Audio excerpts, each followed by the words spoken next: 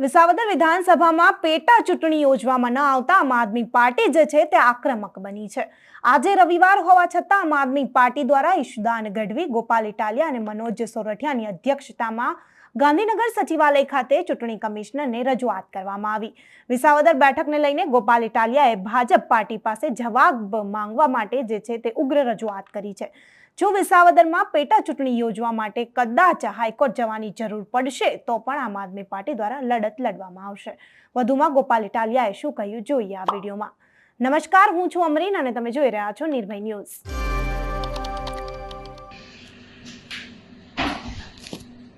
तो मैडम हमारी रजूआत है आम आदमी पार्टी तरफથી કે ગઈકાલે જે ચૂંટણી જાહેર થઈ, આમ આદમી પાર્ટીએ ચૂંટણીને સહજ સ્વીકારે છે, ચૂંટણી પંચનો આભાર માને છે અને લોકોને આહવાન કરે છે કે ચૂંટણી પર્વમાં લોકો જોડાય। આ સાથે અમારી એક એવી રજૂઆત છે કે વિસાવદર 87 વિધાનસભા જે છે ગુજરાતમાં, એમાં આમ આદમી પાર્ટીમાંથી જીતેલા ઉમેદવાર ભૂપતભાઈએ રાજીનામું આપ્યું અને એના કારણે ત્યાં સીટ ખાલી પડી છે।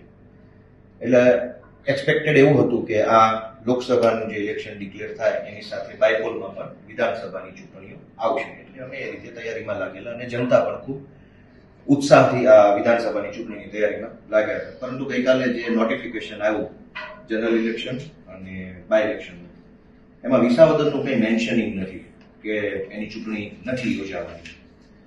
પછી ટીવીમાં સાંજે બધે જોયું તો સમાચાર આવ્યા ટીવીમાં, અને એમાં ભાજપના જે કંઈ પણ નેતાઓ છે, એના પ્રવક્તાઓ, પ્રદેશ પ્રમુખ કે એના માણસો, એ લોકો એક્સપ્લેન કરતા હતા વિસાવદરની ચૂંટણી જાહેર કેમ નથી થઈ। એને એક્સપ્લેન કરતી વખતે એવું જણાવતા હતા કે ચૂંટણી પંચથી ભૂલ થઈ ગઈ છે એટલે જાહેર નથી થઈ। તો અમે આમ આદમી પાર્ટી તરીકે એવું વિચાર્યું કે ચૂંટણી પંચે ખાલી ભાજપવાળાને ખાનગીમાં જાણ કરી હશે કે અમારાથી શરત ચૂક થઈ ગઈ છે અને આમ આદમી પાર્ટીને જાણ નથી કરી।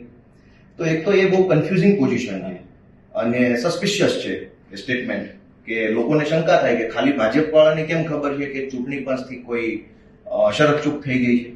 એ પછી આગળ વધ્યા તો વધારે એમના પ્રવક્તાઓ જે છે રાતની ટીવી ડિબેટમાં આવ્યા અને ભાજપના માણસો એવું કહેવા લાગ્યા કે ભાઈ આ તો હાઈકોર્ટની અંદર કોઈ પિટિશન કંઈ થયેલું છે, આઈ ડોન્ટ નો, તો એટલા માટે કે ભાઈ આ ચૂંટણી જાહેર નથી થઈ।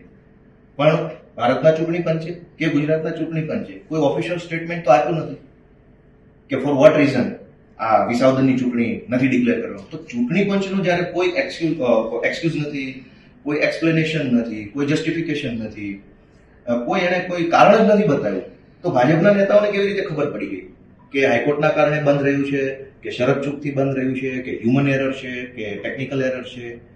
તો ભાજપના નેતાઓના જે કાંઈ મલ્ટિપલ સ્ટેટમેન્ટ્સ આવ્યા from the various persons of the BJP party, તો એનાથી લોકોની અંદર ખૂબ જ એક ડર ફેલાયો કે શું ભાજપ ઇલેક્શન કમિશનને મેનિપ્યુલેટ કરે છે, ચૂંટણી પંચને દબાવે છે ડર। એટલે લોકોએ અમને પૂછ્યું, we are representing the people, તો વિપક્ષને સમર્થન કરનારા લોકો, લોકશાહીને સમર્થન કરનારા લોકોએ તરત અમને પૂછ્યું કે આ કેવી રીતે શક્ય છે કે ભાજપવાળાના લોકો પણ મલ્ટિપલ સ્ટેટમેન્ટ્સ આપે છે અને બીજી બાજુ ચૂંટણી પંચ તરફથી કોઈ ઓફિશિયલ જસ્ટિફિકેશન નથી કે આ વિસાવદરની ચૂંટણી કેમ જાહેર નથી થઈ। પછી જનતામાં એવી ચર્ચા ચાલુ થઈ કે ભાઈ ભાજપે વિસાવદરમાં સર્વે કરાયો અને સર્વેમાં ભાજપ ખુલ્લી રીતે હારે છે એવો સર્વે આવ્યો અને વિસાવદરના લોકો ગદ્દારોને માફ નથી કરતા, એટલે ભાજપે નક્કી કર્યું કે હવે વિસાવદરમાં ચૂંટણી નથી કરવી અને પછી ચૂંટણી પંચ ઉપર કોઈ જેમ કેમ દબાણ લાવવામાં આવ્યું, એવી લોકો મુખે ચર્ચાઓ ચાલુ થઈ ગઈ ત્યાં ગ્રાઉન્ડ ઉપર। તો અમારા કાર્યકર્તાઓને ફીડબેક આપ્યો કે લોકો એવું કહે છે કે ભાજપ હારી જાય છે વિસાવદરમાં એટલે ચૂંટણી પંચ ઉપર દબાણ કર્યું અને હવે ચૂંટણી નહીં લાવે। તો આ કન્ફ્યુઝિંગ પોઝિશન ગ્રાઉન્ડ ઉપર આવી છે, લોકો ગૂંચવણમાં છે, શંકા ઊભી થાય છે, ડરે છે, ચિંતા થાય છે। ચૂંટણી પંચની જે પેલી ફ્રી એન્ડ ફેર ઇલેક્શનની જે આખી વાત છે એની ઉપર લોકોને ડાઉટ ઉભો થાય છે।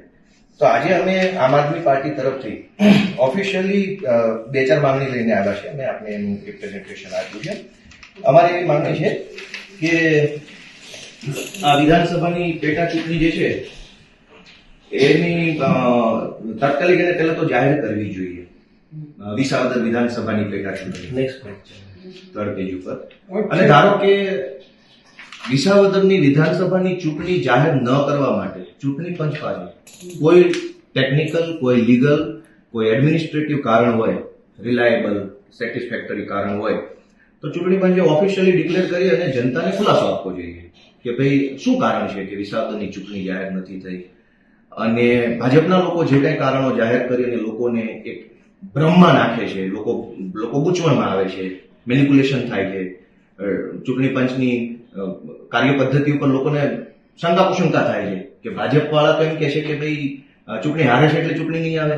ચૂંટણી પંચનો તો કોઈ ઓફિશિયલ જવાબ જ નથી આવ્યો હજુ સુધી, કોઈ પ્રેસ નોટ નથી, કોઈ ઓફિશિયલ લેટર હેડ નથી, કે ઓફિશિયલ માણસ દ્વારા કોઈ સ્ટેટમેન્ટ નથી. તો અમે એવું ઈચ્છીએ છીએ કે જો કોઈ જેન્યુઅન કારણ હોય તો ચૂંટણી પંચ એને ડિક્લેર કરે, લોકો સુધી પહોંચાડે, અને એ જે કારણ છે એ કારણ એક્ઝિસ્ટ ક્યાંથી કરે છે એના માટે ચૂંટણી પંચે શું કોશિશ કરી. ધારો કે કોઈ લીગલ કારણ એક્ઝિસ્ટ કરે છે તો ચૂંટણી પંચે એ જે લીગલ કારણ જે છે એને પૂરું કરવા માટે અને લીગલ પ્રોબ્લેમ ખતમ કરી અને ચૂંટણી યોજાય ટાઈમે એના માટે શું કોશિશ કરી. અત્યાર સુધીનો ટેન્ડર મળ્યો, કેમ કે 3-4 મહિના તો થઈ ગયા છે, તો ચૂંટણી પંચને પૂરતો સમય મળ્યો છે એક ક્લેરિટી લાવે, કોઈ ટેકનિકલ, એડમિનિસ્ટ્રેટિવ કે કોઈ પણ ઇસ્યુઝ હોય તો એને રિઝોલ્વ કરે અને સીટને ક્લિયર કરી અને આ જનરલ ઇલેક્શનની સાથેના જે બાય ઇલેક્શન છે એની અંદર એને સમાવેશ કરી દે. તો election commission got sufficient time to resolve all the issues related to Visavadar વિધાનસભા. તો વી ડિમાન્ડ કે વિધાનસભાની પેટા ચૂંટણી વિસાવદર 87 છે જલ્દીથી જાહેર કરવામાં આવે, યા તો એનો ઓફિશિયલ ખુલાસો કરવામાં આવે, અને ભાજપના લોકોએ જે દાવાઓ ગઈકાલે કર્યા છે એનો ચૂંટણી પંચ એક્સપ્લેન કરે કે શું એ ભાજપના સ્ટેટમેન્ટને રિલેટ કરે છે કે ભાજપ પાસે કોઈ ગુપ્ત માહિતી પહોંચી છે, નથી પહોંચી તો એના ઉપર કોઈ એક્શન લેવી જોઈએ કે આવા સ્ટેટમેન્ટ કેના આધારે કર્યા કે ચૂંટણી પંચથી શરત ચૂક થઈ ગઈ એવું હું કેવી રીતે બોલી શકીશ ઓન વોટ ઓથોરિટી, હું તમારા બિહાફ ઉપર કેવી રીતે બોલીશ એઝ એ પોલિટિકલ પર્સન. તો એમણે જે કાલે ક્લેમિંગ્સ કર્યા છે એનો ચૂંટણી પંચ એક્સપ્લેન કરે. વી આર એડિશનલ પાર્ટી, તો જનતાને અમારે જવાબ આપવાનો છે, જનતા અમને પૂછે છે ડાયરેક્ટલી. તો આજે અમારી એવી રિક્વેસ્ટ છે ચૂંટણી પંચ સમક્ષ કે આ બધા જ ઇસ્યુને એડ્રેસ કરવામાં આવે અને ઇમિડિયેટલી આના ઉપર કોઈ રિએક્શન આપી અને પગલાં લેવામાં આવે. એનું રસાયણ લિખિતમાં આપશે. કેટલા દિવસ મેડમ અમને જાણ આવશે? ઓકે. તો હવે જોવાનું રહેશે કે ભાજપ પાર્ટી વિસાવદર બેઠકને લઈને શું વળતો જવાબ આપે છે અને આમ આદમી પાર્ટી આ જવાબથી કેટલી સંતુષ્ટ થાય છે. આ રિપોર્ટ તમને કેવો લાગ્યો તમને કમેન્ટ કરીને ચોક્કસથી જણાવજો, તથા અમારી ચેનલ નિર્ભય ન્યૂઝને લાઇક, શેર અને સબસ્ક્રાઇબ કરવાનું ભૂલતા નહીં. આભાર.